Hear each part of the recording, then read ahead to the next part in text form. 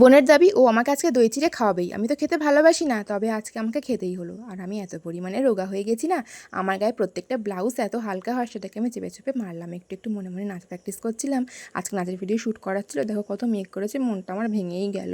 আর এই সিজনের প্রথম আনারস গাছ নাকি মাটিতে পুঁতে দিলে আনারস ভালো হয়, তবে এবারে দেখি মা পুঁতবে হয় কি না। শনিবার যেহেতু ছিল তাই নিরামিষ খাওয়া দাওয়া আজকে আমাদের হয়েছিল, লাউ ডাল, কুঁদরি ভাজা আর কুলেখাড়া শাক ভাজা। দুপুরে মেকআপ করার সময় না আমার ভীষণ ক্লান্ত লাগে, ঘুম পায়। এই বড় কানের দুলটা পরেছিলাম, তবে এটা পরে রাস্তা পরে আমার ভীষণ লজ্জা করছিলো বলে আবার একটা চেঞ্জ করে ছোটো পরে নিয়েছিলাম। আবার এখানে এসেই আর কি পরে নিয়েছিলাম। এখানে নাচের ভিডিও শ্যুট করতে করতে অনেকটা দেরি হয়ে গেছিলো, অটো পেতে পেতে দারুণ সন্ধে হয়ে গেল। সোজা চলে গেছিলাম মাছ মাংস বাজারে। ওখানে যে গন্ধ, তবে রুমালটা ছিল বলে ভালো হয়েছিল, তার মানে লোকে তো মুখের দিকে শুধু তাকিয়েছিল, ভাবছিল এত সাজগোজ কেন। দুপুরে আনারস খেতে পারিনি, তো খুশি খুশি মনে বাড়ি এসে আনারসটা মুখে দিতেই আমার অবস্থা খারাপ হয়ে গেছিলো। নুন মেশাইনি বলে আনারস খেতে খেতে না জিভটা পুরো ঝলসে গেছিলো।